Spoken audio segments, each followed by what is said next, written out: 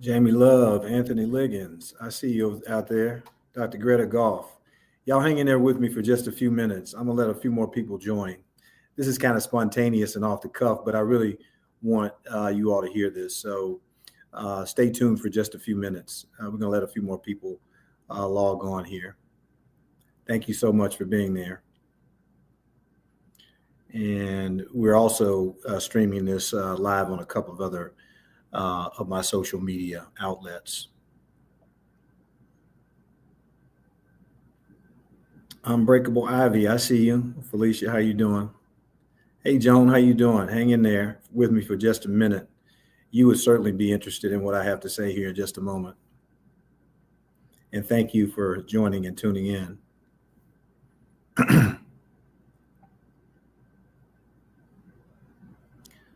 All right, well, I'm going to go ahead and get started. You may see my camera move over here on Instagram because I am facing my computer on this side, so I can't get everybody. Hey there, Joan, how you doing? Hey, Jamie, I see you. Thank you all so much for joining. Just give me a few moments here and to kind of get into what we're going to talk about today. Got a few more people joining over here on LinkedIn and some of the other live streaming sites on my social media. So can you all hear me okay? Am I speaking loud enough? If you can, just give me a wave or a thumbs up or whatever.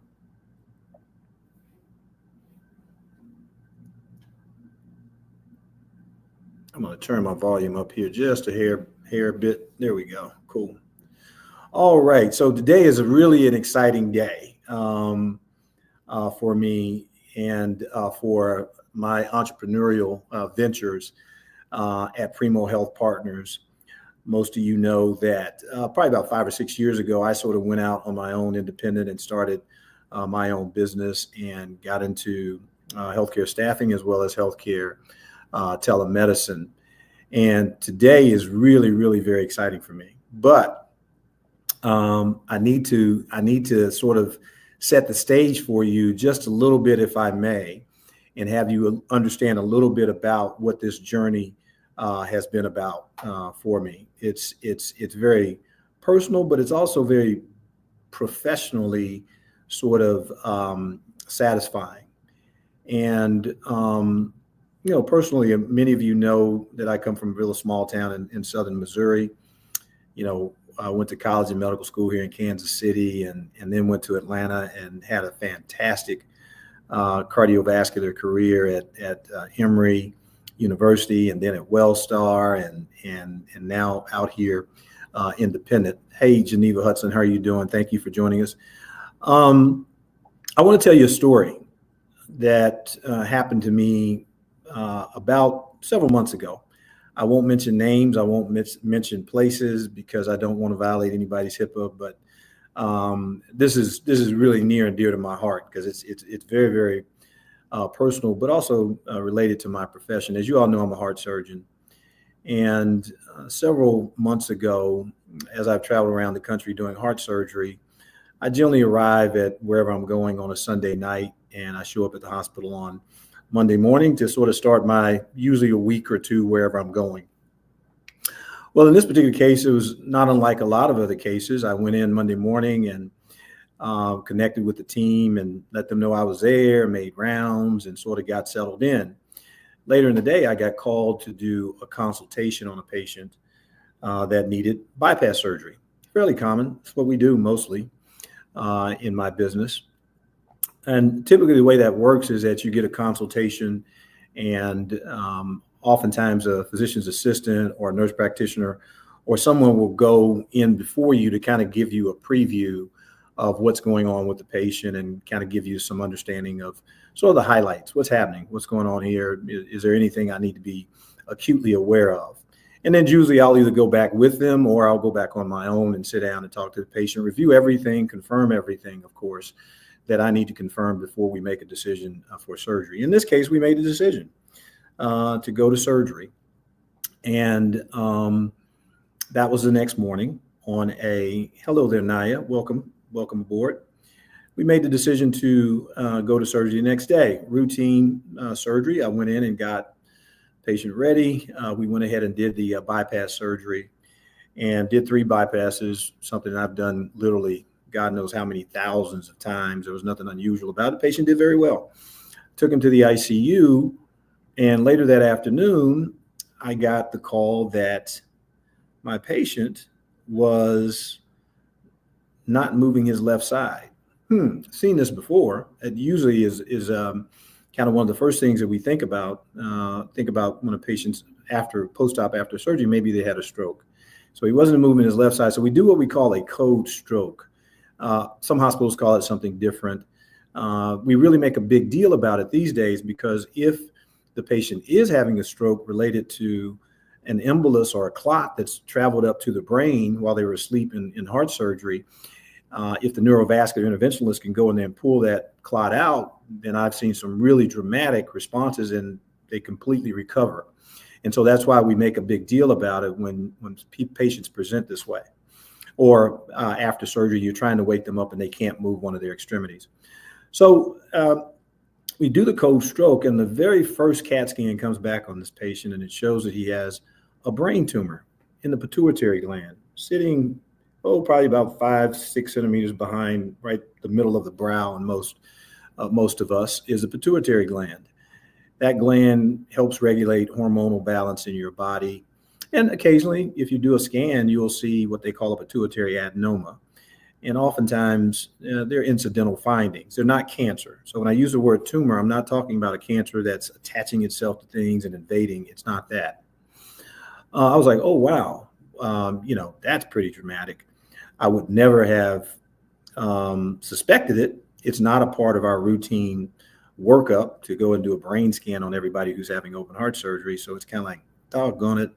And most of my physician, surgeon friends out there know that occasionally you have things like that pop up that you don't routinely check for, but then they come back to bite you at the most vulnerable time. So we went through the entire night and basically worked this patient up, CT angiograms, MRIs, everything, trying to figure out if there was something we could do in that immediate period to help rescue him from this stroke. As a result of this tumor in the pituitary gland. Well, it just so happens when they did the CT angiogram, now they're putting dye into another scan to look and see. The tumor had grown and it's actually pushing on the arteries, the internal carotid arteries, as they come up through the bony part of the skull. That's a very, very tight location because what happens is it's a fixed space. You can't move it. It's surrounded by bone, even the pituitary gland itself. There's also some other sensitive things that go through there, including the optic nerves that go to the back of your eyes. They sort of cross into that location. And I'm like, wow, what a bummer this really is.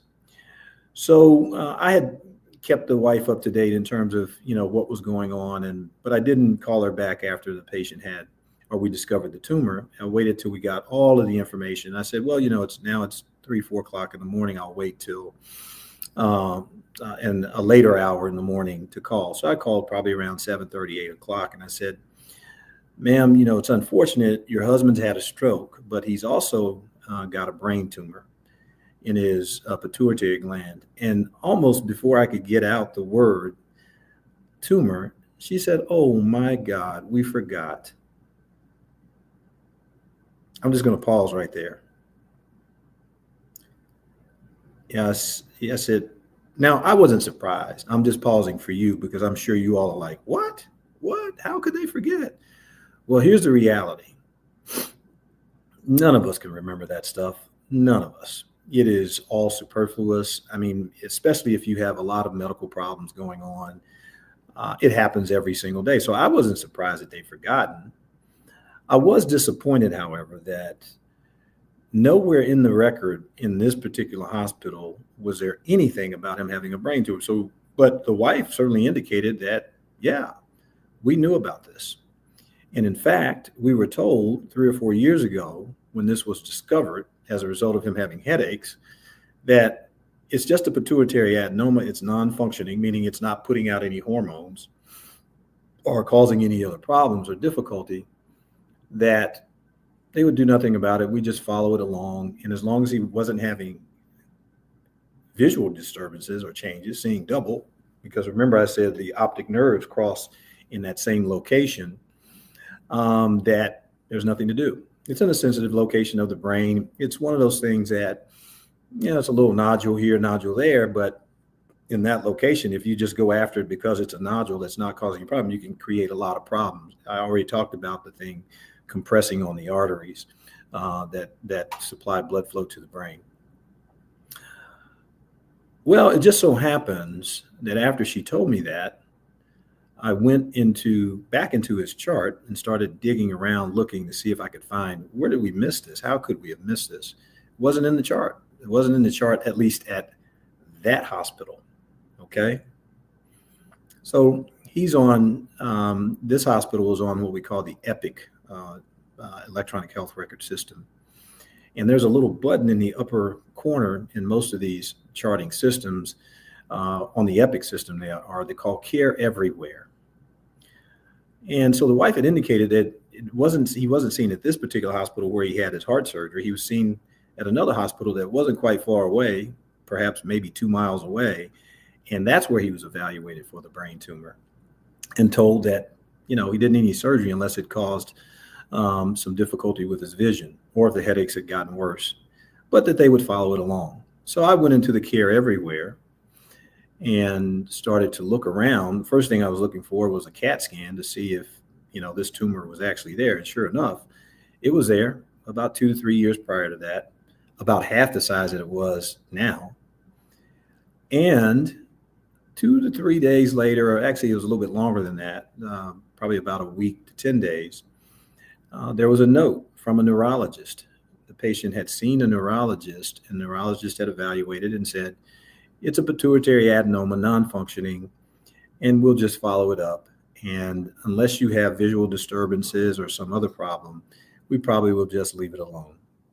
Follow-up CT scan, 6 months. Well, the follow-up CT scan never happened. It was never, ever documented beyond that encounter or that visit. It didn't carry over to his medical records to the new hospital where he changed doctors. Happens all the time, right? They forgot, doctors changed, no follow-up. Ladies and gentlemen, this happens every single day in healthcare.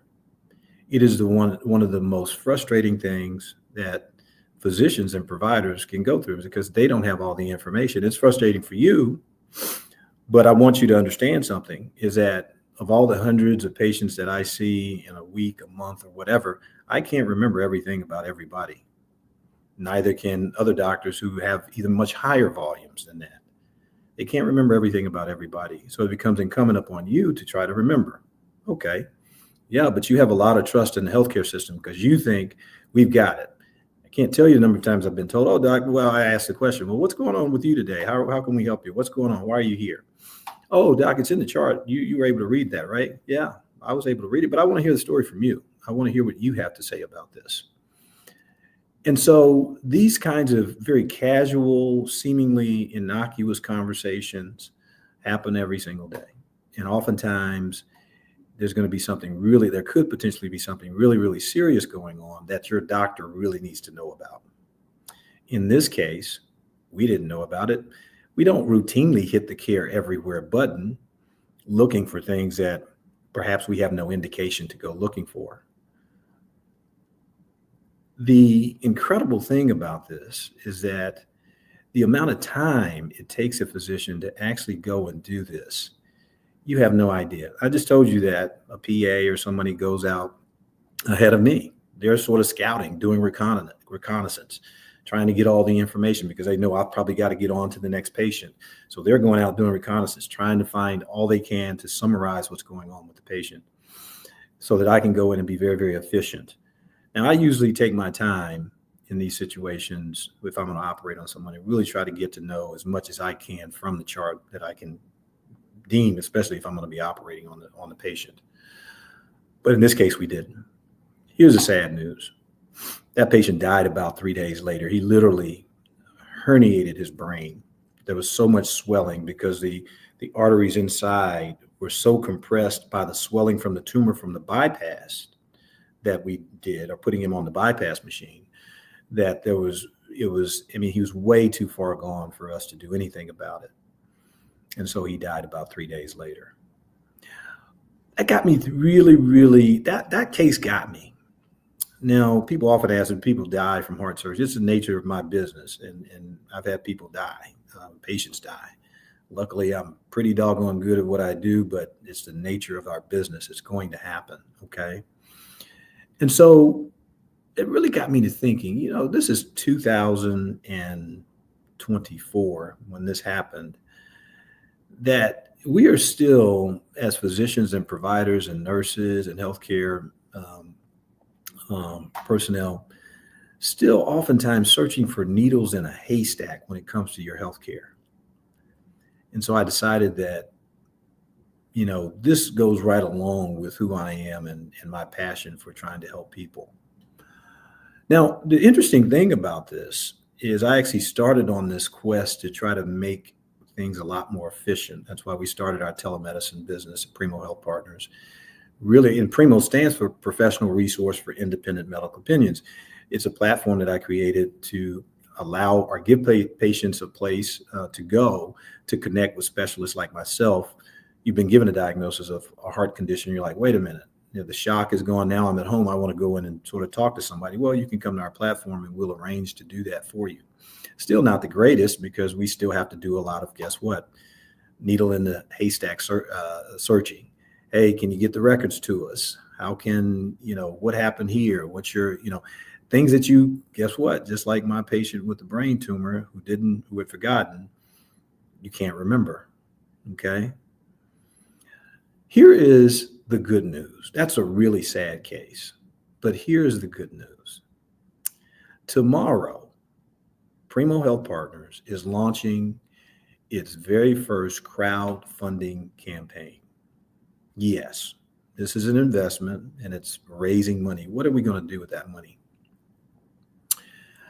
And here's also even more good news.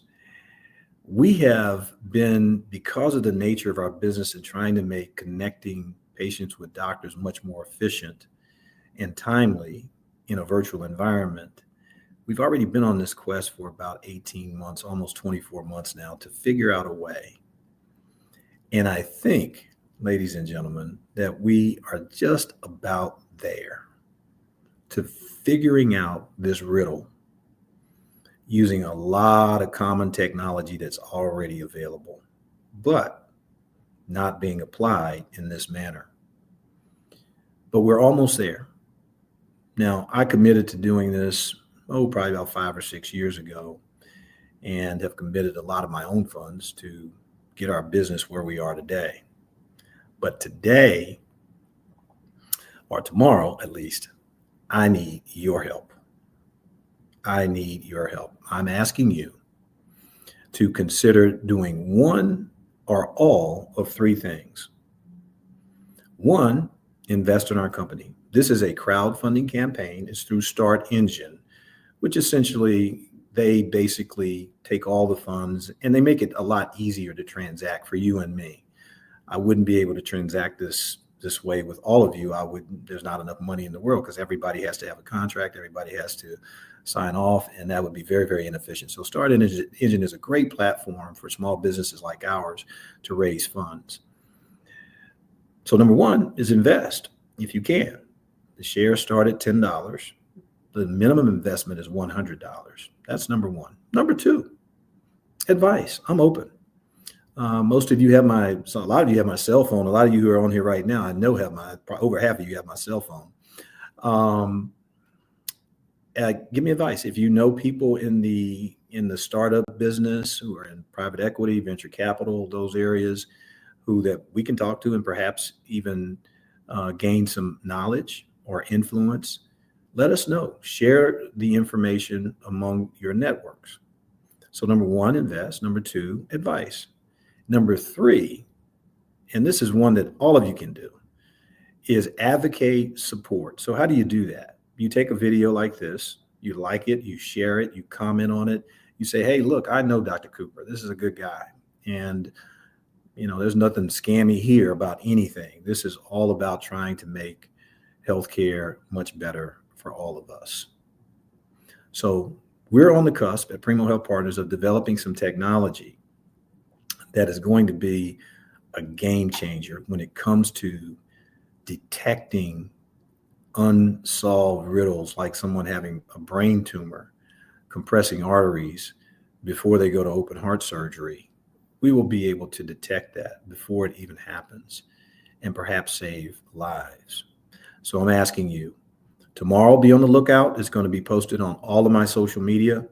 Our StartEngine campaign, our StartEngine link will be posted there. Again, I'm asking you to consider investing. I'm asking you for advice, and I'm asking you for advocacy. I'm very serious about this one. And many of you see me on your pages liking and doing and saying comments and saying happy birthday. I'm trying to cash that check now. I'm asking you for your help. Again, if you can support us with an investment, that would be great. If you know people who perhaps can do much bigger than that, do that. Okay. And number 3, advocate, support. Send this out to all of your contacts, all your networks, and say, hey, we're going to be on the cusp of doing something that's absolutely going to change the game. And that's really it. I just wanted to speak from my heart, a little vulnerable here today, talking about a situation that was very, very sad with a very, very sad outcome. But I want you to know that I am committed as a provider and as a surgeon to making not only each individual person that I touch better, I want to make this whole entire system better. And I think we're right there, but we need your help. It takes a lot of money to develop software, and it takes a lot of money for some of the newer technologies coming down the pipe to really kind of test and to pilot and all of these various things. You have to do clinical research. There's going to be a number of things that we'll be using those funds for, but most importantly, we're going to do it in a very responsible manner. But we do need your help getting there. So I want to thank you for your time. I appreciate all of you for tuning in. For those of you who came in late, Vanessa, how are you? Thank you so much. And go back and take a look at the entire video. Like, share, subscribe, check out our page, and be on the lookout tomorrow for a link to our StartEngine crowdfunding page. It's going to be listed on the StartEngine website. You can go there now and just kind of check it out and see what the types of small businesses and things that people are doing there. But it's the vehicle that we chose to get out there and try to raise money to complete the development of our platform. I want to thank you again on this President's Day. I came to you today on President's Day because I was thinking, well, maybe I'll catch a few of them off work or just kind of relaxing or whatever. But that's okay. I always get a lot more looks and likes later on. But send this out, share it in your networks, on all your social media pages, and let people know we're trying to do the right thing. You all have a fantastic Monday, a great week ahead. Thank you so much. I love you. There's nothing you can do about that. And you will be hearing from me again very, very soon. Take care. Have a fantastic day. Bye-bye.